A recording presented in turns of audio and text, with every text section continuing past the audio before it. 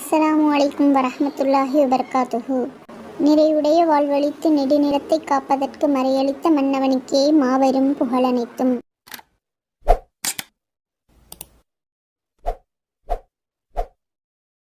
அவுது பில்லாஹி மினஷ் ஷைத்தானிர் ரஜீம். பிஸ்மில்லாஹிர் ரஹ்மானிர் ரஹீம்.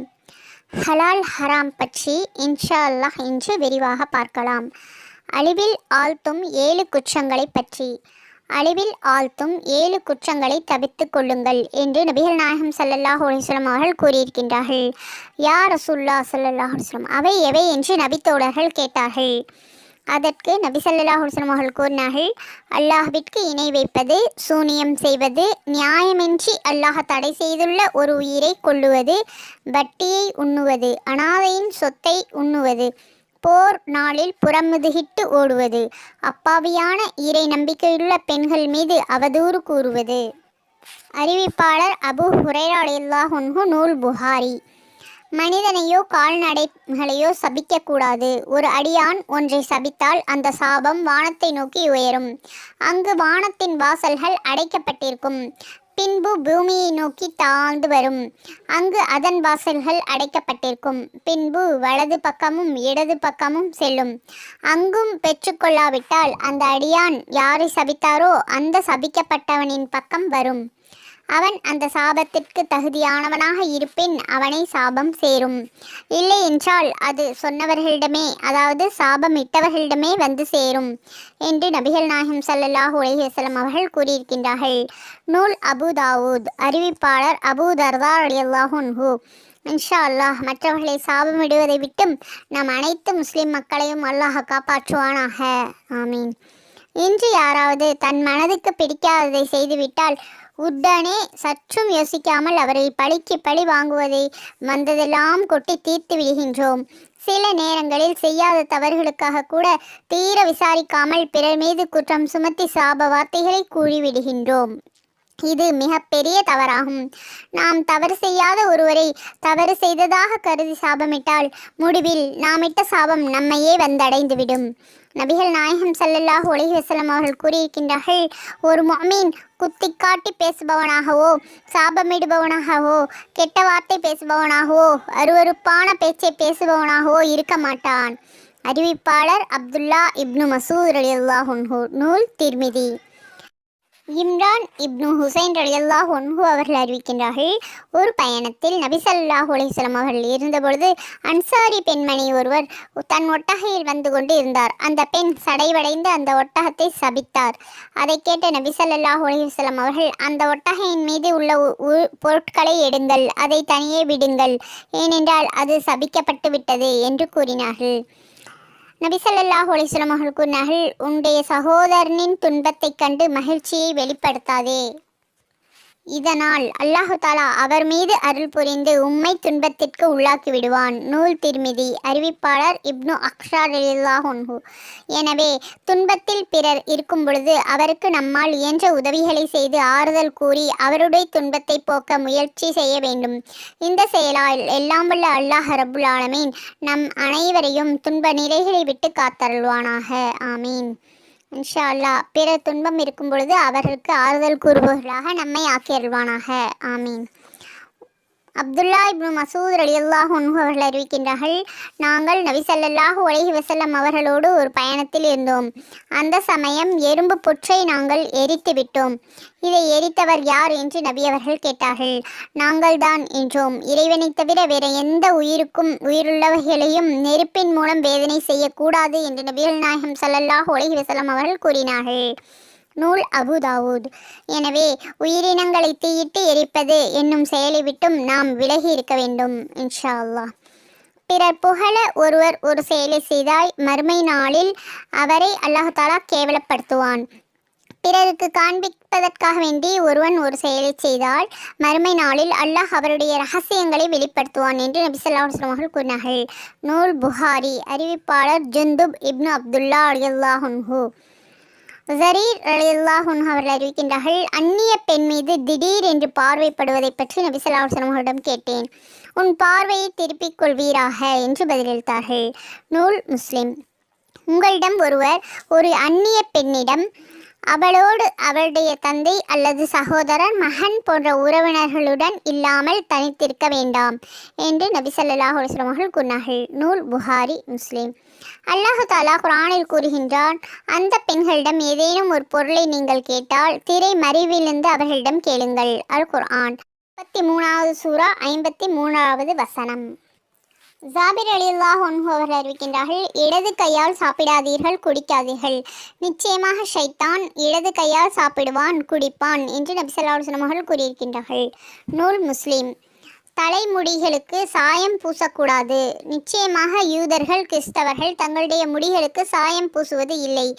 எனவே நீங்கள் அவர்களுக்கு மாறு செய்யுங்கள். மருதாணி போன்றவைகளால் சாயம் பூசுங்கள். கருப்பு நிறத்தை தவிர்த்து விடுங்கள் என்று நபி ஸல்லல்லாஹு அலைஹி வஸல்லம் அவர்கள் கூறினார்கள். நூல் முஸ்லிம். அறிவிப்பாளர் ஜாபிர் ரலியல்லாஹு அன்ஹு. பெற்றோரின் பெயர்களால் நீங்கள் சத்தியம் செய்யாதீர்கள். அல்லாஹ் உங்களுக்கு தடை செய்திருக்கின்றான். ஒருவர் சத்தியம் செய்தால் அல்லாஹ்வின் பெயரால் மட்டுமே சத்தியம் செய்யட்டும் அல்லது மௌனமாக இருந்து கொள்ளட்டும் என்று நபி ஸல்லல்லாஹு அலைஹி வஸல்லம் அவர்கள் கூறியிருக்கின்றார்கள். நூல் புகாரி. அறிவிப்பாளர் அப்துல்லா இப்னு உமர் ரலியல்லாஹு அன்ஹு. பெரும் பாவங்கள் என்பது அல்லாஹுக்கு இணை வைப்பது, பெற்றோரை நோவினை செய்வது, பொய் சத்தியம் செய்வது, கொலை செய்வது ஆகியவையாகும் என்று நபிகள் நாயகம் ஸல்லல்லாஹு அலைஹி வஸல்லம் அவர்கள் கூறியிருக்கின்றார்கள். 4 குணங்கள் ஒருவனிடம் இருந்தால் அவன் தெளிவான நயவஞ்சகன். அவனிடம் ஒரு குணம் இருந்தால் அதை அவன் விட்டு விடும் வரை நயவஞ்சகனின் ஒரு பகுதி அவனிடம் தங்கிவிடும்.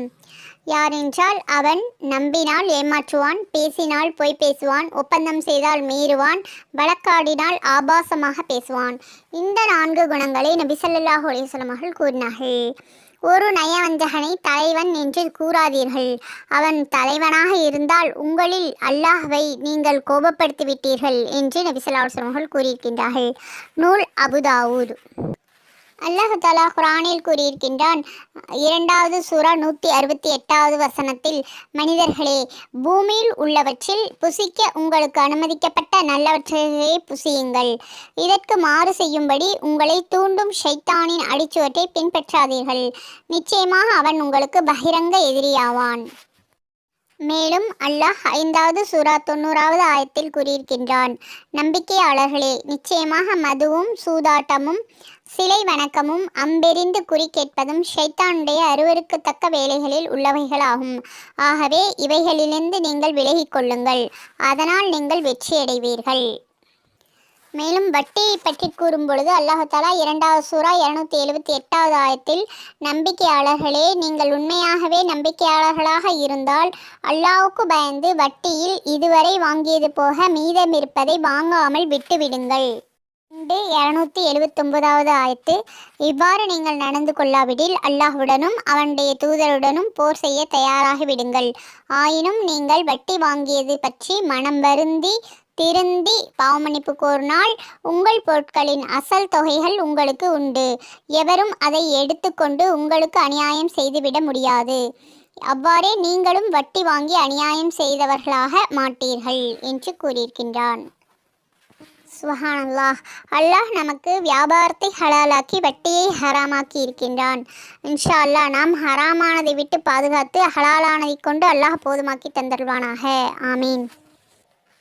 அல்லாஹ் குர்ஆனில் 60வது சூரா 12வது ஆயத்தில், நபியே, நம்பிக்கை கொண்ட பெண்கள் உங்களிடம் வந்து அல்லாஹுக்கு யாதொன்றையும் இணை வைப்பதில்லை என்றும், திருடுவதில்லை என்றும், விபச்சாரம் செய்வதில்லை என்றும், தங்கள் பெண் சந்ததிகளை கொலை செய்வதில்லை என்றும், தங்களுடைய கைகால்கள் அறிய, அதாவது பொய் என்று தெரிந்தே கற்பனையாக அவதூறு கூறுவது இல்லை என்றும், நன்மையான காரியத்தில் உமக்கு மாறு செய்வது இல்லை என்றும், பையத்து கொடுத்து வாக்குறுதி செய்தால் அவர்களுடைய வாக்குறுதிகளை பெற்றுக்கொண்டு நீங்கள் அவர்களுக்காக முன்னர் அவர்கள் செய்துவிட்ட குற்றங்களுக்காக அல்லாஹ்விடத்தில் மன்னிப்பை கோருங்கள்.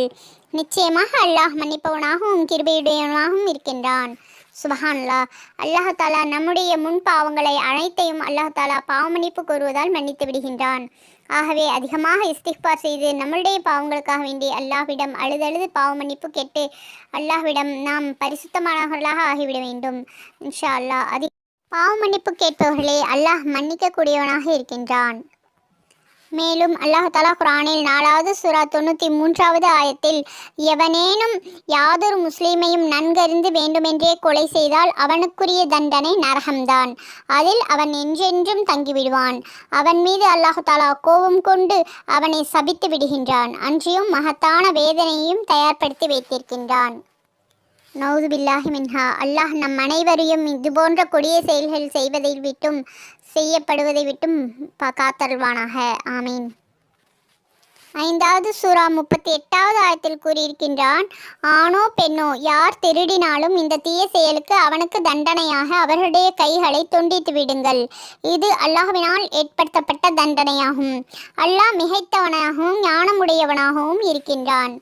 ஆகவே திருடு என்னும் கெட்ட பழக்கத்தை விட்டும் நம் அனைவரையும் அல்லாஹ் தஆலா பாதுகாத்தல் புரிவானாக. ஆமீன்.